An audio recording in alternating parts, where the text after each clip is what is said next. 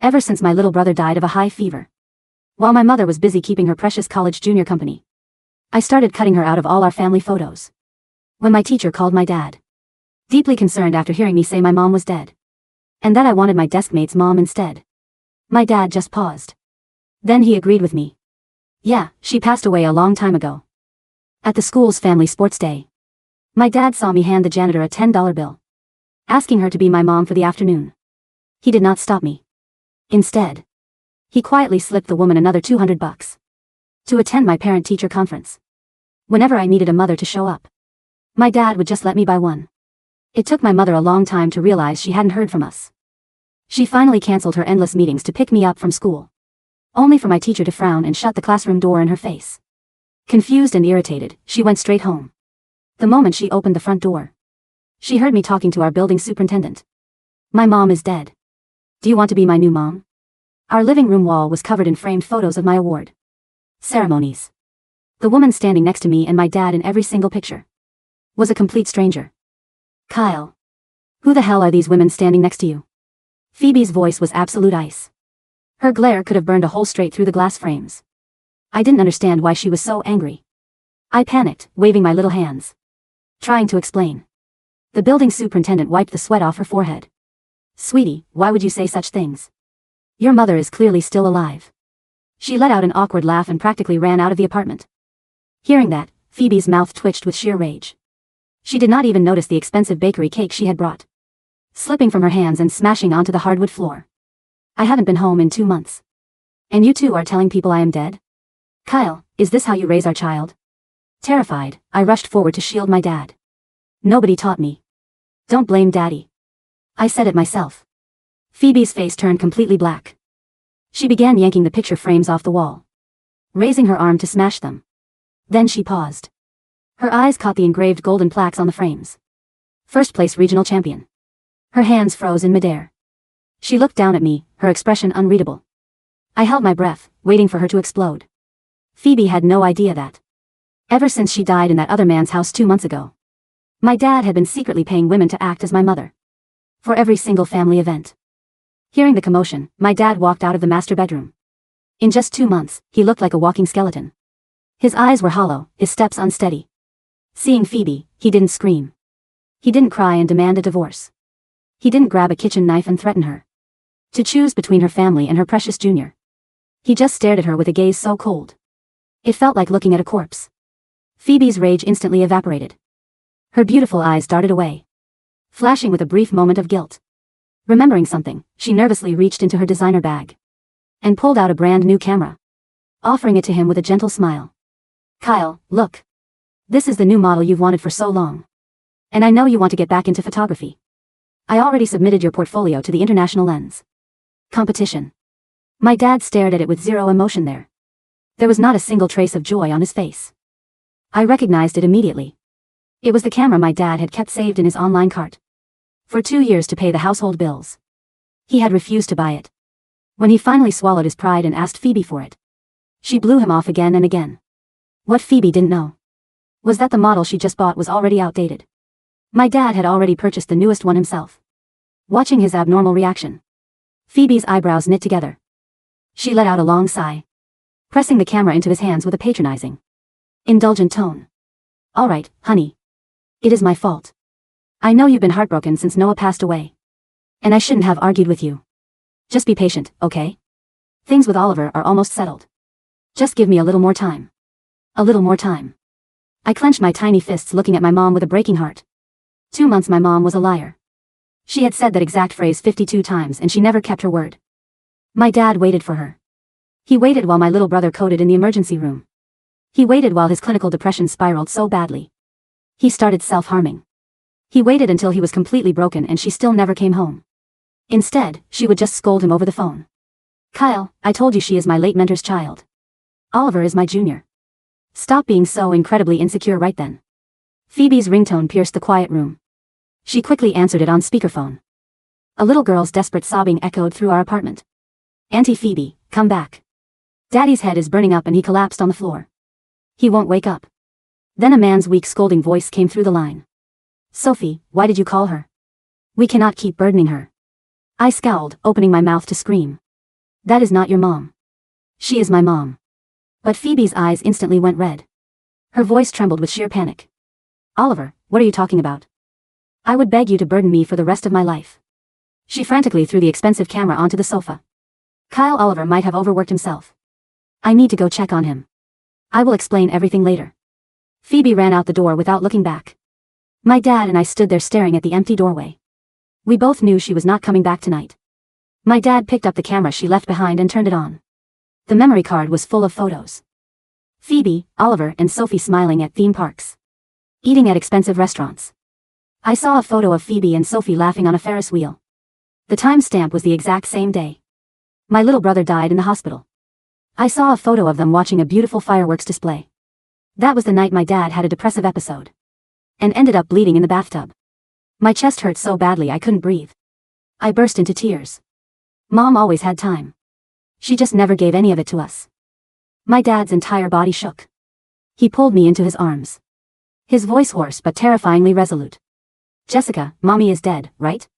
I nodded my head vigorously. Something permanently shifted behind my dad's eyes. He stood up. Grabbed the camera and hurled it violently against the wall. Crash. The expensive device shattered into 100 plastic and glass pieces. I knew his heart had just shattered exactly the same way. That night, right before I fell asleep, I heard my dad talking on the phone in the dark. The lead photographer position in Los Angeles. I accept. I will be there in exactly 7 days. Through my sleepy haze, I suddenly remembered something. My dad used to be a globally renowned photographer. Every time he released a print, billionaires and celebrities would get into bidding wars over it. But he gave up his entire reputation for Phoebe. Hiding in New York, working a miserable, underpaid job where his boss treated him like garbage. I couldn't help but smile into my pillow. In 7 days, my shining, brilliant dad was coming back. 5 days until we leave. I walked into the apartment after school and heard a massive clatter. Phoebe, who hadn't been home in 2 days, was holding all the trophies and medals my dad and I had won. She was tossing them into a cardboard moving box. The princess dresses my dad saved up to buy me, and my limited edition dolls were all being stuffed into the box. Without a second thought, my brain short-circuited. I looked nervously at my dad. His face was frozen in absolute disgust. His fists were shaking at his sides. Phoebe, are you even human? You don't come home to see your own daughter for 2 days. And the first thing you do is steal her things. To give to that parasite and his kid. Phoebe didn't even look guilty. She casually inspected one of my gold medals. A dismissive smile on her lips. Kyle. I don't want to do this either. If you hadn't posted those passive-aggressive photos on Facebook, Oliver and Sophie wouldn't be so depressed right now. Besides, Jessica is incredibly spoiled. What is the big deal about giving some toys to a child who doesn't even have a mother? My dad let out a dark, breathless laugh. His eyes instantly turned red with overwhelming disappointment. I never showed off. Only a filthy mind sees filth in everything. Jessica and I worked hard for those trophies, while you were busy playing house with another man and his daughter. Did you ever stop to think about your own child? I stood there completely numb, unable to understand why my mom had turned into this monster. A year ago, when my dad and I wanted a specific type of traditional pastry, Phoebe drove 300 miles just to learn how to bake it for us. She was ripping our achievements off the walls to give to strangers. My dad took a deep breath. He seemed to see right through her. He pulled out his phone and sent a voice memo to a local journalist who had been begging for an interview. Mr. Davis, I accept your offer for the champion father and daughter feature interview. Tomorrow morning at 7:30 2 Silver Lake Drive. Kyle, what the hell are you doing? Phoebe lunged forward and snatched the phone out of his hand. My dad tilted his head, looking down at her like she was a pathetic bug. If they want the champion's trophies, they better be ready to play the part. As long as Oliver and his kid can handle a live press interview about winning these awards, they can keep them. Phoebe ground her teeth together, letting out a furious laugh. Do you really have to make things this ugly, Kyle? What happened to you? You used to be so generous, so understanding. She suppressed her temper, shooting a dark glare at the movers she had hired, ordering them to take the last box away. Before walking out the door, she gave my dad a look of sheer unadulterated disappointment. I am just borrowing them to cheer Sophie up. I will bring them back when we are done. Call the journalist and cancel it right now. Used to be. I stared at my sneakers, my chest aching. My mom used to be different, too. You are not taking a single thing out of this house. My dad started. Daddy. I yelled, cutting him off. I turned to Phoebe and gave her a sweet, obedient smile, shaking my head. It is okay, Daddy. I don't want them anymore. Let Mommy give them to my new sister. A flash of joy crossed Phoebe's eyes. She walked over and patted my head. Completely oblivious. See. Our Jessica is such a good, mature girl. After she left, I looked at the empty, stripped living room. I walked over to my piggy bank, pulled out a $10 bill and took my dad's hand. His eyes were completely bloodshot. We walked downstairs to the college student living on the second floor. Excuse me, miss. Can I give you $10 to be my mom for tonight? It is my daddy's birthday. The girl looked at us, her voice thick with pity. Did Phoebe, she's dead. My dad and I said it at the exact same time. The girl seemed to understand immediately. She followed us back to our apartment. While I was singing happy birthday, right before my dad blew out the candles, his phone lit up with a notification. My dad stiffened. His fingers trembled as he opened it.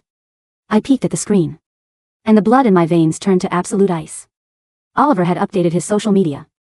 The caption read, "Whenever I get angry and break things, she never gets annoyed. He just smiles and hands me more to throw." The attached photo showed my dad's and my trophies, shattered into 100 pieces on their marble floor. My limited edition dolls. The ones I loved so much I barely even took them out of the box. Had their faces violently scribbled over with black permanent marker. Ping, Phoebe sent a message. It was a money transfer for $50,000. My dad tapped the voice memo underneath it. Through the speaker, we could hear the chaotic sound of glass shattering in the background. Kyle, there was a little accident with the trophies. Just take the money and buy Jessica some new ones. Not making a big deal out of nothing. Tears welled up in my eyes, blurring my vision. But Mom, money can't buy the love Daddy and I put into winning those. My dad squeezed his eyes shut. He immediately took a screenshot of the post and forwarded it to his lawyer. Mr. Davis. These are photos proving Phoebe's long-term infidelity with Oliver, along with the massive financial transfers she has been making to him. All the evidence is there. Fast-track the divorce proceedings. My dad didn't reply to Phoebe for the rest of the night. Her phone calls came in back-to-back, ringing endlessly. Kyle. I am sorry, I forgot your birthday. Okay, Kyle. Why aren't you accepting the transfer? Why are you throwing another tantrum? Are you out of your mind? The journalist actually showed up at Oliver's house this morning. Do you have any idea how humiliated they were? Are you happy now? My dad read the frantic text lighting up his screen. For the first time in 2 years, he didn't shed a single tear. He just calmly hit the block button. Mom, you will never receive another message from Daddy again. 3 days until we leave. The silence in our apartment after my father blocked my mother's number was the heaviest silence I had ever felt. It wasn't the suffocating, tense silence of the past 2 years, where we walked on eggshells waiting for Phoebe to notice us. It was a clean, clinical silence. It felt like the sterile air of a hospital room after a long, agonizing illness had finally ended. My dad sat at the small kitchen table, his hands wrapped around a mug of black coffee that had gone cold hours ago. The only light in the room came from the pale blue glow of his laptop screen. He was drafting emails, coordinating with his new employer in Los Angeles, and sending files to his lawyer, Mr. Vance. Jessica, my dad called out softly, his voice barely louder than a whisper. I trotted over from my bedroom, clutching my old, worn-out backpack. Yes. Daddy? He pulled me onto his lap. For the first time in months, his arms didn't feel weak or trembling. They felt like the sturdy, protective walls they used to be before Noah died. Are you scared about moving? He asked, brushing a stray hair from my forehead. I shook my head vigorously. No. I want to go where the sun is. I want to go where we don't have to pretend anymore. He smiled, a genuine, albeit tired, curving of his lips. Me too, sweetheart. Me too. The peace didn't last long. By noon the next day, the storm broke. Because my dad had blocked her, Phoebe couldn't call his phone. But she wasn't a woman who took rejection lightly. She believed she was the sun around which our entire universe revolved. She couldn't comprehend a world where we simply chose to stop orbiting her. I was sitting on the living room floor, helping my dad wrap his professional camera lenses in thick layers of bubble wrap, when the landline phone, a number we rarely used, began to ring. My dad didn't answer it. It went to the answering machine. Click. Kyle. Turn your phone on right now. Phoebe's voice erupted from the speaker, shrill and dripping with panicked authority. What is the meaning of this? Why? Is your lawyer contacting my office? And what did you do to Oliver? He is in the hospital having a panic attack because some trashy tabloid journalist showed up at his house asking about stolen achievements. Do you have any idea how much damage you've caused? My dad didn't even pause his hands. He taped the edge of a bubble wrap sheet with a crisp, satisfying rip. Kyle. Her voice continued to scream from the machine. I know you're there. Stop acting like a child. Oliver's daughter, Sophie, is crying hysterically. They had to take her to the school clinic because the other kids are calling her a thief. How could you be so cruel to an innocent child? If you don't call me back in 5 minutes, I am coming over there, and I swear to God.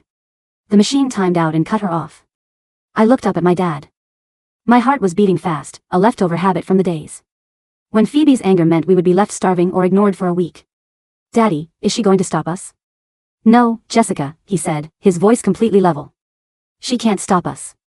She doesn't have the power anymore. She just doesn't know it yet. 2 hours later, Mr. Davis, the journalist my dad had contacted, published his article online. Mr. Davis wasn't just a local reporter, he was a senior editor for a major national lifestyle and arts publication. He had been trying to get an interview with my dad for 3 years, ever since my dad abruptly vanished from the international photography scene. When my dad finally agreed, he didn't ask for money. He only asked for the truth to be printed. The headline was simple, but it cut like a scalpel. The ghost of a master, why international award winner Kyle Vance walked away. And the silent tragedy behind his absences. The article didn't explicitly name Phoebe or Oliver, my dad's lawyer had advised against it to avoid defamation lawsuits, but it didn't need to. It detailed, with brutal clarity, of a prominent corporate executive who neglected her family, leading to the tragic, preventable death of her infant son while she was away mentoring a younger colleague. It spoke of a father who, crippled by grief and clinical depression, was left to raise their young daughter alone. But the most damning part of the article was the photos my dad had provided Mr. Davis with the screenshots of Oliver's social media post, the one showing our hard-won regional trophies shattered on their marble floor, and my limited edition dolls scribbled over with black marker. Next to it, the article printed the receipts of Phoebe's $50,000 money transfer and the transcript of her voice memo, just by Jessica some new ones, stop making a big deal out of nothing. The contrast was devastating. On one side, a dedicated father and a little girl working tirelessly to win regional championships. On the other side, a wealthy, neglectful mother trying to buy her way out of her child's broken heart. Defending a man who took pleasure in destroying a little girl's treasures. Within an hour of the article going live, it went viral. The internet is a terrifying place when it finds a villain. People quickly connected the dots. Phoebe's name wasn't hard to find, she was a high-profile executive who frequently posted about her charitable work and her close professional relationship with her brilliant junior, Oliver. By the evening of the second day, our landline was ringing every 5 minutes. Phoebe's emails were flooding my dad's inbox, going straight to the spam folder. But we could see the notifications piling up like a digital avalanche. She wasn't angry anymore. She was terrified. On the second day before our departure, the apartment was almost completely empty. The walls were bare, showing the pale outlines where our framed photos used to hang. All our clothes, my dad's professional equipment, and the few personal belongings we chose to keep were packed into sturdy cardboard boxes, stacked neatly by the door. We had sold most of our furniture to a local liquidator. The grand mahogany dining table where Phoebe used to sit and ignore us while typing on her laptop was gone. The plush leather sofa where she had thrown the camera was gone. The living room was just a hollow shell of hardwood and plaster. I was sitting on a suitcase, eating a peanut butter sandwich my dad had made, when the front door handle jiggled violently. Then came the frantic, heavy pounding. Kyle. Kyle, open this door. I know you're in there. It was Phoebe. Her voice was cracked, stripped of its usual icy elegance. My dad walked out of the kitchen. He looked at the door, then looked at me. Jessica, go into your bedroom and close the door, please. But Daddy. It's okay, sweetheart. Just for a few minutes. His voice was incredibly gentle, but it held a firm boundary. I nodded, grabbed my sandwich, and went into my empty room, leaving the door cracked just a tiny sliver so I could peer through. My dad walked over and unlocked the door. Phoebe practically fell into the apartment. I gasped quietly when I saw her. The pristine, untouchable corporate queen was completely gone. Her expensive designer suit was wrinkled, her hair was coming loose from its neat bun, and her makeup was smudged under her eyes, which were red and swollen. She looked around the empty living room, her eyes widening in sheer disbelief. What is this? Where is everything? We sold it, my dad said. He stood in the center of the empty room, his hands casually tucked into his pockets. He looked completely relaxed, like a man hosting a casual acquaintance. Sold it? Are you insane? Phoebe lunged toward him, grabbing his arm. Kyle. Look at me. Do you know what is happening? My company's HR department called me into a meeting today. They've suspended me pending an ethical review. The board members are receiving thousands of emails demanding my termination because of that disgusting article. And Oliver's apartment building is surrounded by reporters. He lost his junior research position this morning. My dad gently but firmly pulled his arm out of her grasp. He didn't look angry. He didn't look pleased. He just looked bored. That sounds like a very busy day. For you, Phoebe. A busy day, she shrieked, her voice echoing off the bare walls. Kyle, they are calling me a monster. They are saying I let Noah die. How could you let that journalist write those things? You know it was an accident. You know I was working to secure our family's future. No, my dad said quietly. You were working to secure Oliver's future. You used our family savings to pay for his apartment rent. You used your corporate influence to get him his research position. And while you were busy playing savior to a grown man, our son's temperature hit 105 degrees. I called you 30 times that night, Phoebe. You declined every single call because Oliver had a minor headache and needed you to buy him medicine. Phoebe's face went pale. I didn't think it was that serious. You always exaggerated things. A high fever in an 8-month-old is never an exaggeration, my dad said, his voice dropping to a dangerous, icy register. But I realized something after Noah died. I realized that arguing with you was a waste of the breath I needed to take care of Jessica. So I stopped arguing.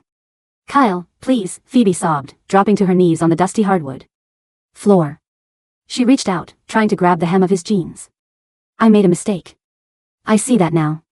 Oliver is just a colleague, I swear. I was just trying to help him because his late father was my mentor. It was a professional obligation. I don't love him. I love you. I love Jessica. I watched her from the crack in the door.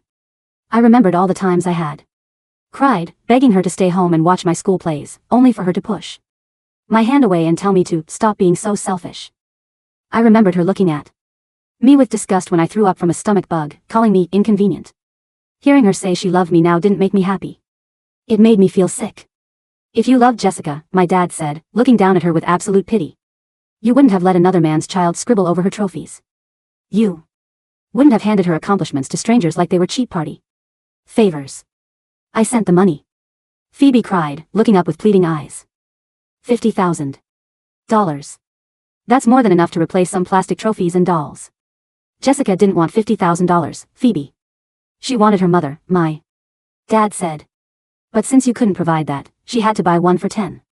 Do you have any idea how that felt? To watch my 7-year-old daughter hand a $10 bill to a college student just so she could have someone pretend to love her on my birthday?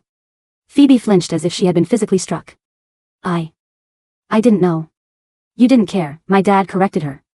He reached into his pocket and pulled out a thick white envelope, tossing it onto the floor in front of her. It slid across the dusty wood, stopping right against her knee. What is this? She whispered. Divorce papers, my dad said. I am claiming sole custody of Jessica. I don't want a single penny of your money, nor do I want any alimony. I've already signed my portion. All you have to do is sign your name, and we can end this. Quietly. Phoebe stared at the envelope as if it were a poisonous snake. No, I won't sign it. Kyle, we can fix this. We can go to counseling. I'll cut Oliver off completely. I won't ever see him again. It doesn't matter if you sign it or not, my dad said, turning his back on her. My lawyer has enough evidence of your financial abandonment, emotional neglect, and infidelity to ensure a judge grants the dissolution and sole custody. Regardless, the papers are just to save you the public humiliation of a trial. Though, looking at the news today, I suppose you don't have much reputation left to save. Kyle, you can't leave me. Phoebe screamed, standing up and trying to block his path. Where are you going? Where are you taking my daughter? She isn't your daughter anymore, my dad said, his voice cold and final. You declared her dead to your priorities a long time ago. We are simply returning the favor. He walked past her, opened my bedroom door, and took my hand. Come on, Jessica. Let's go get some dinner. We're staying at a hotel tonight. As we walked out of the apartment, leaving the door wide open, Phoebe was sitting on the floor of the empty living room, clutching the white envelope to her chest, sobbing uncontrollably. I didn't look back. I held my dad's hand tightly, feeling the warm, steady pulse of his wrist. We were finally leaving the graveyard. The airport was bustling with energy, a stark contrast to the quiet, dead apartment we had left behind. The bright fluorescent lights and the constant announcements of departures and arrivals felt like a heartbeat, a sign of a world that was moving forward, and we were finally moving with it. Our flight to Los Angeles was scheduled for 10 a.m. My dad and I sat at the gate. He was wearing a simple black t-shirt and jeans, looking younger and healthier than he had in years. The hollow look in his eyes was gone, replaced by a quiet, focused determination. He had his new camera bag slung over his shoulder, the top-of-the-line model he had bought himself, a symbol of his returned passion. My phone, an old hand-me-down from my dad that only had a few contacts, buzzed in my pocket. It was an unknown number. I showed it to my dad. Go ahead and answer it, Jessica, he said softly. It's okay. I pressed the green button and put it to my ear. Jessica? Sweetie? Is that you? It was Phoebe. But she didn't sound like the monster who had ripped my trophies off the wall. She sounded small, desperate, and incredibly old. Yes, I said quietly. Oh, thank God, she gasped, and I could hear her crying on the other end. Jessica, please tell me where you are. Mommy is so sorry. I'm at the apartment. But everything is gone. Even your little growth chart on the doorframe is painted over. Where did Daddy take you? I looked at my dad, who was watching me with a calm, supportive expression. He wasn't telling me what to say. He was letting me make my own choice. We are going away, Phoebe, I said. I couldn't bring myself to call her Mommy anymore. The word felt heavy and foreign in my mouth. Going away? Where? Jessica, you can't leave me. I bought you the giant dollhouse you wanted. The one with the real lights. I have it right here in my car. Please, tell Daddy to bring you home. We can be a family again. I'll make the traditional pastries you like. I'll drive to the bakery right now. I don't want the dollhouse, I said, my voice steady. And I don't want the pastries. Dad and I can make them ourselves now. Jessica, please. She sobbed. Don't do this to me. I'm your mother. I gave birth to you. When Noah was sick, you weren't his mother, I said, the memories of that terrible night flashing in my mind, the sound of my little brother struggling breath, the panic in my dad's voice, and the empty space where Phoebe should have been. And when I was lonely, you weren't my mother. I had to buy a new one. For $10. The janitor was very nice to me. The college student on the second floor sang to my dad. They were better mothers than you, and they only cost $30 in total. Jessica, no. Goodbye, Phoebe. Have a nice life with Oliver. I hung up the phone. I didn't feel sad. I felt a strange, profound sense of relief, like dropping a heavy backpack after a long hike. I handed the phone to my dad, who took the SIM card out, snapped it in half, and tossed it into a nearby trash can. Ready, partner? He asked, extending his hand. Ready, I smiled, grabbing his hand. We boarded the plane. As the aircraft lifted off the runway, tilting upward into the bright, endless blue sky, I looked out the window. The tall buildings of New York turned into tiny toys, then vanished beneath a thick blanket of fluffy white clouds. For the first time in my life, I wasn't looking back to see if she was following us. Los Angeles was everything New York wasn't. It was warm, golden, and smelled of salt water and eucalyptus. My dad's new job was as the lead creative director and chief photographer for the Horizon Gallery, one of the most prestigious art institutions on the West Coast. The salary was more than triple what his miserable boss in New York had paid him, but more importantly, they treated him like royalty. We moved into a beautiful, sunlit bungalow in Santa Monica, just a few blocks from the beach. The living room had high ceilings, white walls, and a massive glass window that looked out onto a garden filled with blooming hibiscus. There were no empty spaces on our walls anymore. Instead of the cheap plastic trophies Phoebe had allowed Oliver to destroy, our new walls were covered in my dad's breathtaking photography. There was a stunning black and white portrait of me laughing on the beach, the ocean spray caught in midair like diamonds. There was a photo of a single, vibrant yellow wildflower growing out of a crack in a concrete wall. My dad called that one resilience. And in the center of the living room was a new, beautifully crafted wooden shelf. On it sat a brand new regional swimming championship trophy. I had won it 3 weeks ago. This time, there was no stranger standing next to me in the photo. It was just me, soaking wet and grinning from ear to ear, holding the trophy high, while my dad held me on his shoulders, his face glowing with pure, unadulterated pride. I had a new school, too. On my first day, the teacher asked the class to introduce themselves and talk about their families. My name is Jessica, I had said, standing up proudly. And I live with my dad. He is a famous photographer, and he is the best dad in the whole world. What about your mother, Jessica? A little boy in the front row asked. My mother passed away a long time ago, I replied smoothly, without a single tear. The teacher offered me a sympathetic smile, and we moved on. It wasn't a lie anymore. To me, the woman named Phoebe had ceased to exist the moment she let my brother's life slip away for the sake of another man. While our lives were filled with sunshine, the shadows of the past were still catching up to Phoebe.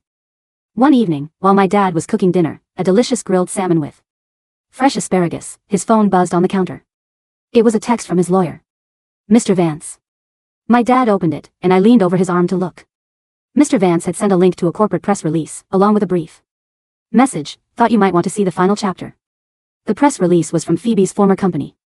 It announced her official termination due to severe ethical violations, misappropriation of corporate funds, and conduct unbecoming of an executive officer. Apparently, after the viral article, the board of directors had launched a deep financial audit into Phoebe's accounts. They discovered she had been using company resources to fund Oliver's research project, inflating his credentials, and even using corporate travel accounts to fund their private trips to theme parks and luxury resorts. She wasn't just fired, she was being sued by the company for the return of the misappropriated funds. But that wasn't the end of it. I decided to do a little searching of my own on Oliver's social media. He hadn't posted in months, but his account was still active. His last post was a frantic text-only image. I want to clarify that my relationship with Phoebe Vance was strictly professional. Any personal gifts or financial support she provided were entirely of her own volition. I am currently seeking legal representation to address the harassment my daughter and I have received. Please respect our privacy. The comments below the post were brutal. Strictly professional? While her husband's trophies were smashed on your floor? You're a parasite. Where is the $50,000 she sent you? Did you use that strictly professionally, too? You ruined a family and let an infant die for your own career, and now you're throwing her under the bus. Disgusting. I smiled, closing the browser tab. Oliver had never loved Phoebe. He was a weak, parasitic man who saw a wealthy, powerful older woman as a golden ticket. The moment the golden ticket turned into a liability, he discarded her without a second thought, trying to save his own skin. Phoebe had traded her husband, her daughter, and the memory of her late son for a man who wouldn't even stand by her when the wind blew a little too hard. Dinner's ready, Jess, my dad called out, placing a steaming plate in front of me. Smells amazing, Daddy, I said, digging in. We ate in peace, the sound of the Pacific Ocean waves gently crashing in the distance. 6 months later, my dad's career reached a new pinnacle. The Horizon Gallery hosted a solo exhibition for him, titled The Light We Left Behind. It was his first major show in over 4 years, and the art world was buzzing with anticipation. The gallery was packed with celebrities, wealthy collectors, and journalists from every major media outlet. I wore a beautiful navy blue velvet dress with a white lace collar. My dad looked incredibly handsome in a tailored charcoal suit, his hair neatly trimmed, his posture confident and tall. As we walked through the crowded gallery, people kept stopping him, shaking his hand, and congratulating him. Mr. Vance, your work is breathtaking, a wealthy art collector said, gesturing to a massive print on the wall. The raw emotion, the contrast of grief and hope, it's unlike anything we've seen in a decade. Thank you, my dad smiled, squeezing my shoulder. I had a very inspiring muse. I grinned up at him. But then, the atmosphere in the room shifted. The heavy glass doors of the gallery opened, and a cold draft swept in. A woman tried to push past the security guards at the entrance. She didn't have an invitation, but she was shouting, making a scene. I am his wife, she screamed, her voice cracking. I am the mother of his child. Let me in. The crowd murmured, turning their heads. My dad's grip on my shoulder tightened slightly, but his face remained completely calm. It was Phoebe. She looked unrecognizable. The sleek, elegant woman who once commanded boardrooms was gone. Her clothes were cheap and ill-fitting, her face was thin and hollowed out, and her eyes were wild, rimmed with dark circles. Her hands were shaking violently as she clutched a worn-out handbag. When she saw us standing in the center of the gallery, surrounded by lights and cameras, her eyes lit up with a desperate, pathetic hope. She broke free from the guard's grip and rushed toward us. "Kyle! Jessica," she cried, throwing herself at my dad's feet. The security guards moved quickly to grab her, but my dad raised a hand, signaling them to stop. He didn't want a physical struggle to ruin the evening. He wanted this over, once and for all. The entire gallery went dead silent. The only sound was the clicking of camera shutters as the journalists realized what was happening. This was the neglectful mother from the viral article, the villain of the story, showing up in the flesh. Phoebe didn't seem to care about the cameras. She looked up at my dad, tears streaming down her face, leaving dirty tracks through her cheap makeup. "Kyle, please," she sobbed, her voice echoing in the silent room. "I have nothing left. The company took everything. They took my savings, my apartment, my car. I'm living in a tiny studio, working a retail job that barely pays for food. And Oliver blocked my number. He took the last of the money I gave him and moved to another state with Sophie. He told me I was a curse." She reached out, trying to touch my dad's polished leather shoes. "I was wrong. Kyle. I was so wrong. I see it now. You were the only one who ever truly loved me. You and Jessica. Please, let me come home. I'll do anything. I'll clean the house, I'll cook, I'll take care of Jessica, just don't leave me in the dark." My dad looked down at her. For months, I had wondered what he would do if he ever saw her again. Would he yell? Would he demand justice for Noah? Would he show her the anger she deserved? But as I looked at my dad's face, I realized something beautiful. There was no anger. There was no hatred. There was only a vast, infinite emptiness. "Ma'am," my dad said, his voice level and polite, the tone he used for strangers who asked him for directions on the street. "I think you have mistaken me for someone else." Phoebe froze. "Kyle, what?" "It's me. It's Phoebe. My wife died a long time ago," my dad said, his voice echoing clearly through the silent gallery. "She died the night she chose to let our son suffocate in his own fever while she comforted another man. The woman standing before me is a stranger." "No, no. Kyle, don't say that." Phoebe wailed, clutching her chest. She turned her desperate gaze to me. "Jessica. Sweetie, tell him. I'm your mommy. Tell him. You want your mommy." I looked at her. I saw the wrinkles on her face, the desperation in her eyes, the complete collapse of her pride. I didn't feel angry. I didn't feel sad. I just felt a profound sense of closure. I reached into the small velvet pouch I carried as a purse. I pulled out a crisp, clean $10 bill, the same bill I had kept as a reminder of the day I realized my own worth. I walked forward and placed the $10 bill into her shaking hand. Phoebe stared at the money, her breath catching in her throat. "Jessica, what is this?"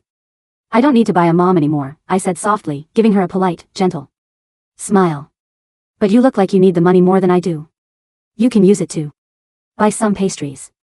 They're very good for when you're lonely." The crowd in the gallery let out a collective, soft gasp. Some people whispered, while others shook their heads in pity and disgust. Phoebe looked at the $10 bill, then up at me, then at my dad. She finally understood. She had spent years treating us like cheap, disposable accessories to her grand life, believing she could always buy her way back into our hearts with a camera, a dollhouse, or a $50,000 transfer. But she had failed to realize that some things, once broken, can never be bought back. She had traded a diamond for a handful of dirt, and now she was left holding nothing but a single, crumpled $10 bill on the floor of her husband's triumphant gallery. "Guards," my dad said softly. "Please escort this lady out. She doesn't have an invitation." The security guards stepped forward, gently but firmly lifting Phoebe to her feet. She didn't fight them this time. She looked completely hollowed out, her spirit broken, her eyes vacant. As they led her out into the cold night, her head was bowed, the $10 bill still clutched tightly in her trembling hand. The heavy glass doors closed behind her, shutting out the cold draft. The gallery remained quiet for a brief moment. Then, the gallery director stepped forward, clapping his hands. A toast to Kyle Vance for capturing the light in the darkest of places. The crowd erupted into applause, the sound filling the room, washing away the last traces of the ghost that had tried to haunt us. My dad looked down at me, a soft, tearful smile in his eyes. He knelt down, wrapping his arms around me in a tight, warm hug. I love you, Jess, he whispered. I love you too, Daddy, I replied, burying my face in his shoulder. The cameras flashed, capturing the moment. But this time, the photo wouldn't be cut. This time, there was no stranger to remove. We were finally, completely, whole.